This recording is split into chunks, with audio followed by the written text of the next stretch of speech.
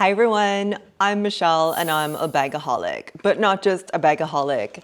I am an old bag hag. I love my old bags, and some of these bags are older than some of the new brands that you might love. They might be older than some of the newer items I have purchased that were luxury. Some of the luxury items I have purchased in the past 5 years. These old bags have lasted the test of time. So I admit I'm an old bag hag. Now, observing these bags, because I do keep adding to my collection, but I keep going back to my tried and true vintage collection. So there's a lot that I've learned about this experiment that tells me everything I need to know about the direction that fashion and fashion manufacturing is going. Now, this tells me that I might actually be done chasing luxury labels. So by the end of this video, I'm going to give you the 5 timeless luxury bags, silhouettes, and the alternatives so that you can spend wisely without having to spend luxury money. Now, there used to be a time when brand names and labels used to mean something.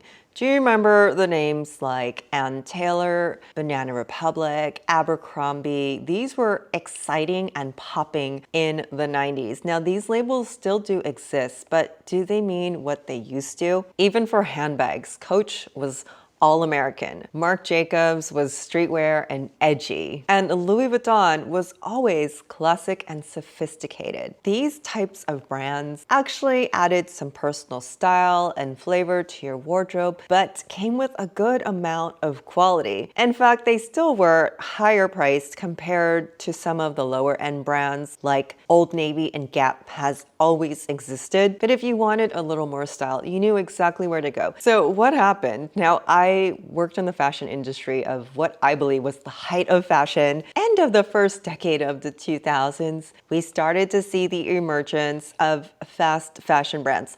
Now, as I said, lower end brands have always existed, like Old Navy is to the Gap, but never in a high fashion moment like Zara and H&M, and honestly, the excitement of Forever 21. Now extinct. But now all of a sudden you could get something very fashionable for a very reasonable price. The $5 t-shirt from H&M, or even getting a $30 pair of shoes from Zara is still seemingly very exciting. However, the problem with this is that the materials don't last as long as the old Banana Republic used to. Now, even shopping in recent months, I perused a Banana Republic to just find myself shocked of how low the quality has gone. It looks like a Banana Republic outfit in just a fancy store, and I probably wouldn't buy it again. We used to be able to buy all wool clothing at Banana Republic, and now they're all a very cheap polyester, sadly. The cycle of fast fashion and the accessibility has made people impatient. So couple that with social media. Now everybody wants a shortcut. Everybody wants a status piece. Buy now, pay later.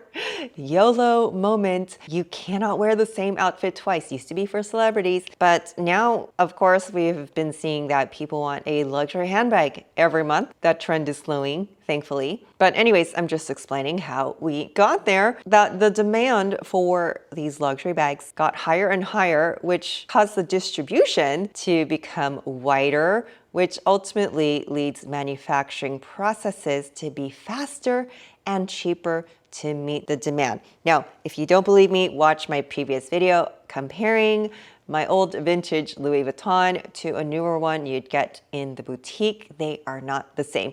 So I always encourage vintage shopping. Vintage bags. Now, in my next video, I think I'll just go through all of my favorite bags. This is one of my Marc Jacobs that I found at a secondhand boutique. She is lambskin, and this is like, oh my God, one of the most beautiful lambskin you will ever find, and it's better quality lambskin than you will find in some of the luxury brands today. I digress. Anyways, I know not everybody wants to buy vintage bags. When I go to the secondhand store and I pick this up, I feel kind of like, ew, I don't know where this has been. So yeah, I get it. And then people ask me, can I wash out the bag? And I usually do, quite honestly. Okay, right now I'm gonna plug my 2:30 Wednesdays Pacific time. I do go live from the consignment store to sell you an amazing collection a barely used vintage Louis Vuitton. If you saw these bags in person, you would know, like, okay, these are quality bags and you don't have to go to the boutique and pay $2,400 for a brand new bag. Okay, but for some of you, I get it. You want to have a brand new bag. So here are the 5 timeless silhouettes that you can go get at your luxury store, or you could get from alternative contemporary brands. Now, the first bag on my list, of course, is going to be the classic Speedy-Shaped bag. Here is my old vintage Speedy.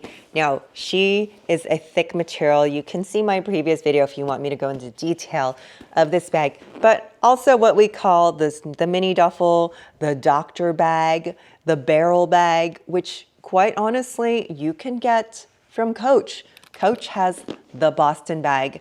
And now at some point, I know people were saying Coach is not luxury, but guess what? Coach is luxury. It is not the cheapest on the market and it's not the most expensive. Just because it's not the most expensive doesn't mean that your bag is not going to last as long or maybe even longer as Louis Vuitton. This is one of my favorite Coach bags. She's one of the jewel queens in my closet because just look how beautiful. The leather has lasted, the shape has lasted, there are no complaints, and the beauty of her has lasted for me. A timeless bag. I also really love the signature Coach collection from back in the day because it always looks new. And all the teenage girls are coming back around and wearing these bags that we wore in our 20s. Coach Boston bag, worth the money. Please don't ever put down Coach. Just don't. It's such a beautiful brand. Comes back around. Like, it doesn't have to be Louis to have the shape that you get the doctor bag. Okay, next, the quilted flap. Of course, I am talking about the iconic Chanel flap bag. I am so tired of the Chanel rectangle flap bag and the 255 reissue because everybody and their mother has it. Now, I will tell you honestly, when I had my 2020 mini flap bag from Chanel in lambskin, she was so delicate. I had to get rid of her because it was just like a headache.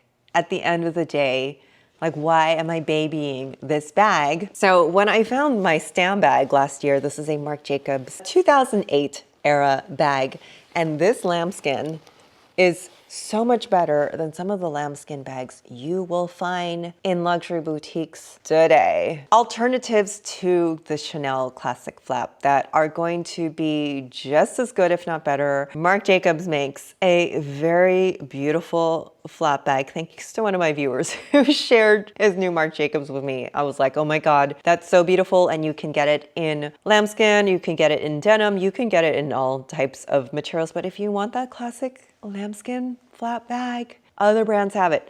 𝐼𝐡 has it, and Tory Burch also has a very beautiful quilted flap bag for a fraction of the cost, and so does 𝐼𝐡. Even Coach has a quilted Tabby. All of these bags make a gorgeous statement piece, and it does not have to have the Chanel logo. What do you get out of the Chanel logo? Well, you get the flex that you spent thousands of dollars, or we're probably on some wait list to get this, but when everyone has it, it's just kind of ordinary. Now, if you still want your Louis, if you still want your Chanel, go for it. All for it. I'm just like managing expectations. If you are just looking for a functional bag.